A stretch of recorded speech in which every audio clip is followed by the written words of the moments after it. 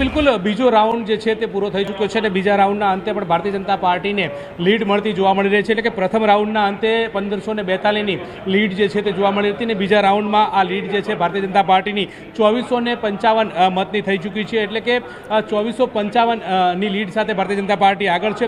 મહત્વનું વાત એ છે કે બીજા રાઉન્ડના અંતે ભારતીય જનતા પાર્ટીને 3999 જેટલા મત જે છે તે પ્રાપ્ત થયા છે, જ્યારે કોંગ્રેસને 1544 જેટલા જે મત જે છે તે બીજા રાઉન્ડમાં મળ્યા છે. એટલે કે બે રાઉન્ડ અત્યારે હાલ તો મતગણતરીના પૂર્ણ થઈ ચૂક્યા છે. બે રાઉન્ડના પૂર્ણતાના આરે થવાથી ભારતીય જનતા પાર્ટી સતત આગળ ચાલી રહી છે. એટલે કે પ્રથમ રાઉન્ડની અંદર પણ લીડ ભારતીય જનતા પાર્ટીને જોવા મળી હતી, એ જ રીતે બીજા રાઉન્ડની અંદર પણ ભારતીય જનતા પાર્ટીને લીડ જે છે તે બરકરાર જોવા મળી રહી છે.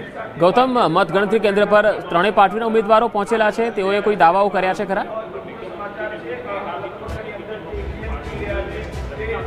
જી બિલકુલ, ત્રણેય ઉમેદવારો જે છે તે વહેલી સવારથી જ પણ મત કેન્દ્રની અંદર જોવા મળી રહ્યા છે અને ત્રણેય ઉમેદવારોએ મતગણતરી પહેલાં મતગણતરીની શરૂઆત થાય તે પહેલાં મીડિયા સમક્ષ બોલવાનું પણ ટાળ્યું છે. એટલે કે કંઈ પણ કહેવાનો ઇનકાર કર્યો છે.